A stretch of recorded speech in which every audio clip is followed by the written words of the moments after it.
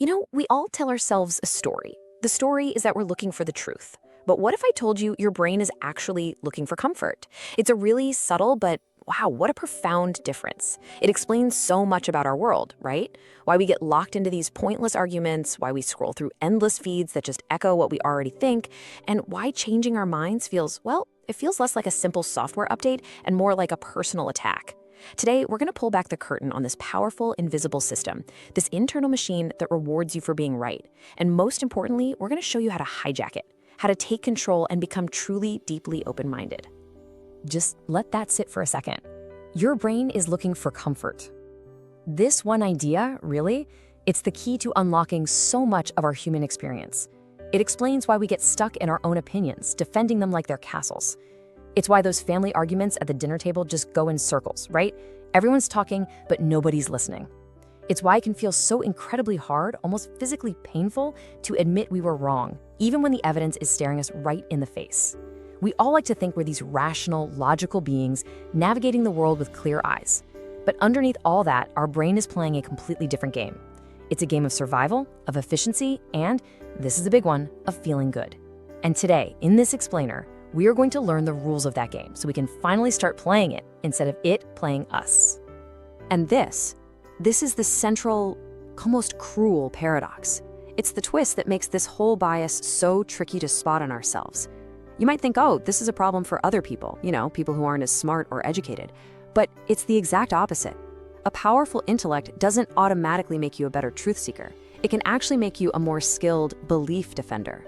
It's like having a brilliant, high-priced lawyer living in your head, and their only job is to argue for your existing case, no matter what the evidence says.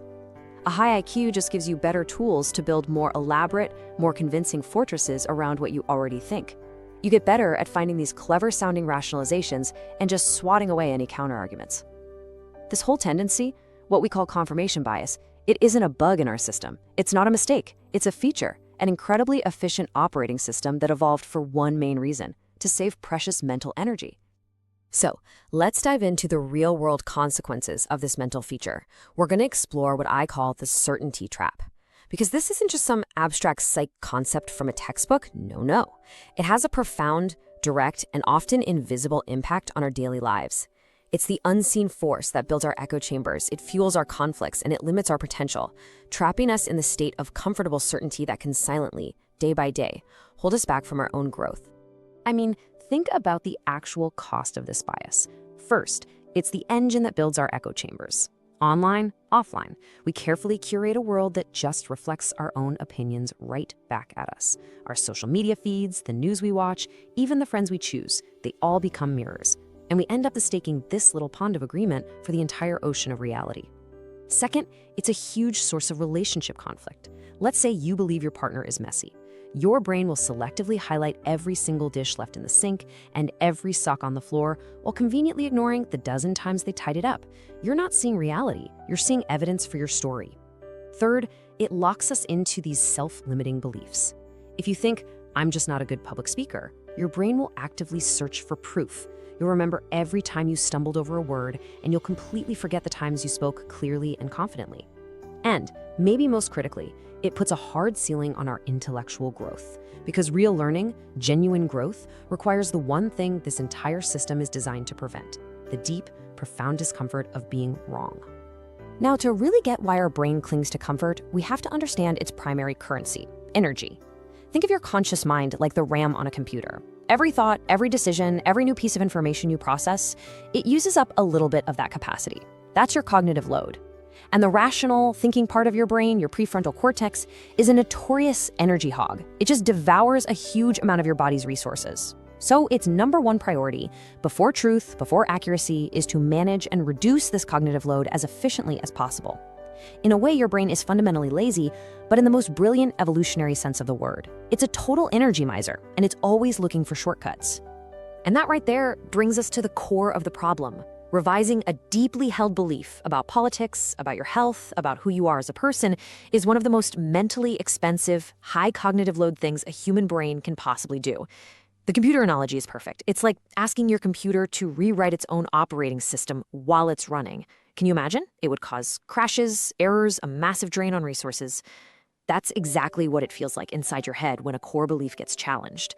It's chaotic, it's exhausting, it is so much easier, so much faster, and so much less painful to just mark the contradictory evidence as spam and move on. So just remember this, confirmation bias isn't a moral failing. It's not a sign that you're a bad person, it's a powerful, elegant, energy-saving shortcut. But that shortcut has a cost, and that cost is paid in truth. Okay, so how does this energy-saving machine actually work? Well, it's not random, and it's not chaotic. It's a systematic, predictable, 4-step loop that runs silently in the background of our minds 24/7. It's an algorithm that is filtering your reality without your permission. And right now, we're going to map out this hidden operating system. Let's take a look at the 4 steps that create your brain's personal echo chamber. Okay, let's dive into this because this is the engine room of the whole process. So really take a moment to look at this. It all begins with step 1, the starting belief. This can be literally anything from a huge political conviction to something simple like, I think brand X cars are the most reliable. You just hold this in your mind as a working idea. Now, your brain wants to prove this right. So, step 2, the biased search kicks in. You go online to do some research, but what do you actually type into that search bar? You don't type arguments against brand X or problems with brand X cars. Come on, nobody does that. You type brand X reliability reviews or why brand X is the best or people who love brand X. Your brain isn't conducting a neutral scientific investigation here. It's acting like a lawyer for your belief, actively hunting for evidence that supports its case. Psychologists call this a positive test strategy. It's designed to find hits, not misses. It asks, is my belief true? Not the much harder, much more useful question, could my belief be false? So this biased search naturally leads you to step 3, biased interpretation. Let's say you find 10 articles. 5 say brand X is great and 5 say it has serious problems. A rational mind would weigh them equally. But your biased mind, not a chance. Your brain automatically assigns more weight, more credibility, more intelligence to those 5 articles that agree with you. You'll read them and think, this author is brilliant. They really get it. Then you get to the 5 negative articles and your inner lawyer immediately starts looking for flaws to discredit them. You'll think, this data is old, or this reviewer is probably paid by a competitor, or they just don't understand the nuance. You see? You aren't judging the evidence on its merits. You're judging it based on whether it makes you feel comfortable. And all of this leads to the final incredibly powerful step, reinforcement. You close your laptop and you feel great, validated, confident. You think, see, I knew it. The research overwhelmingly supports my belief that brand X is the best. Your original belief is now stronger, cemented by a body of evidence that you yourself filtered and curated. The loop is complete. Your certainty has just gone up, even though you never genuinely engaged with half of the available information. And this loop, it runs for everything, your politics, your relationships, your career choices, constantly and automatically, just reinforcing what you already believe. So now that we've mapped out the how, that 4-step loop, we have to ask the most important question of all. Why? I mean, why does our brain even bother with all this? Why is this system so powerful and so persistent? Well, the answer isn't just psychological, it's biological. It's deep in our neurochemistry. There is a very real chemical reason why the comfort of being right feels so darn good. The primary driver behind this is a powerful psychological force called cognitive dissonance. Our brains are absolutely obsessed with consistency. They need our beliefs, our values, our actions to all be singing from the same sheet music. When they're not, when we encounter information that fundamentally challenges a core belief, it creates this feeling of mental static, an internal alarm bell of deep discomfort. Imagine you believe you're a very healthy person, but then you read a credible news study showing that one of your favorite foods is actually extremely unhealthy. That creates dissonance. That clashing of gears is psychologically painful, and your brain's immediate, instinctual reaction is to resolve that pain as quickly and efficiently as possible. And what's the fastest, most energy-efficient way to do that?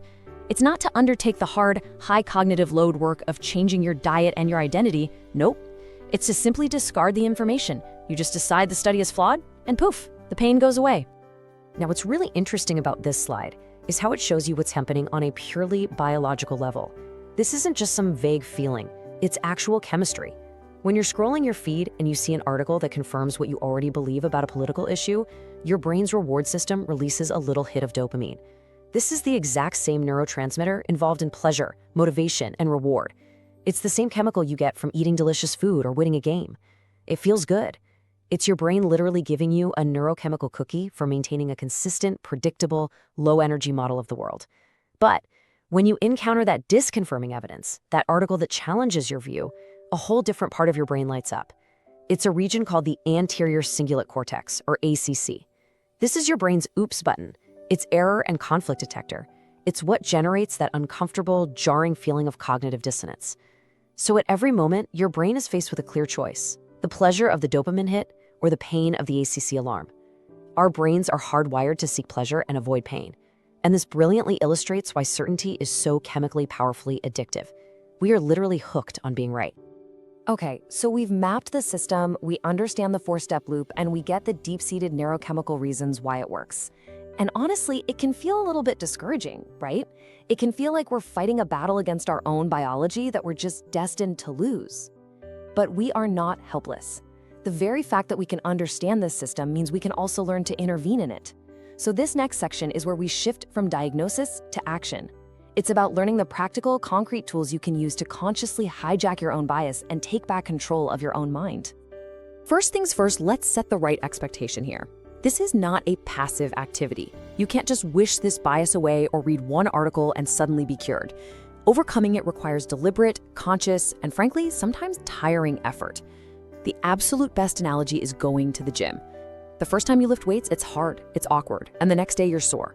You are training a new mental muscle, the muscle of intellectual humility. And it's going to feel unnatural at first, precisely because you are actively pushing against your brain's default energy-saving settings. You are choosing the high cognitive load path on purpose. But just like with physical exercise, with practice and repetition, it becomes a habit. It gets easier and you get stronger. This is it, so pay close attention here. If you take only one single practical tool away from this entire explainer, please make it this one. This single question is the master key to unlocking the certainty trap. It's deceptively simple, but it is incredibly powerful. The next time you feel that rush of confidence, that warm, comfortable feeling of being absolutely 100% right about something, a political opinion, a business strategy, a judgment about a person, I want you to just pause, take a breath, and ask yourself this question with genuine curiosity. Under what circumstances could this belief be false? Let me say it again. Under what circumstances could this belief be false? You see, this question is a circuit breaker. It forces your brain to switch its entire strategy. It flips you from that lazy, automatic, positive test strategy where you just look for proof you're right to a much more rigorous disconfirmation strategy. It forces you to actively search for the evidence you would normally ignore, dismiss, or explain away. It is the beginning of true critical thinking. Now, to turn that master question into a systematic practice, you can use a really powerful technique called the Devil's Advocate Journal. This isn't your typical diary where you write down your feelings. Think of it more like a mental gymnasium, a dedicated training ground for that muscle of intellectual humility. Here's how it works. Pick a belief you hold strongly. Maybe it's about economics, or parenting, or climate change. Then, your task is to do the research and write down, in your own words, the smartest, most persuasive, most compelling arguments against your own position. And don't just list weak straw man arguments that are easy to knock down. No. Find the strongest possible case for the other side and articulate it as if you actually believed it. This exercise does two really crucial things. First, it forces you to truly understand the other side, often for the very first time. And second, and maybe more importantly, it habituates your brain to that feeling of discomfort. It's like a vaccine. By exposing yourself to small, controlled doses of cognitive dissonance, you build up your tolerance. It makes you mentally tougher and a lot more flexible. And this last tool, the skeptics test, this one is for real-time intervention. It's a way to break that confirmation loop as it's happening. It's a simple, 3-step protocol you can use right in the moment. Step 1, notice. You have to become a better observer of your own mind. Learn to recognize that internal feeling, that little jolt of pleasure, that subtle, aha, more proof that I'm right. It's that tiny dopamine hit we talked about. The moment you feel it, that's your cue. Step 2, pause. This is the most critical step. Just stop. For a single second, before you share that article, before you fire off that comment, just pause. That 1-second pause is an incredibly powerful interruption. It's enough to stop the fast, automatic, emotional part of your brain and give the slower, more deliberate, rational part of your brain, your prefrontal cortex, a chance to come online. And then, step 3, ask. In that pause, you ask yourself the critical question. Am I accepting this information so easily just because it feels good and confirms what I already believe? Or is it possible I'm favoring this just because it's comfortable?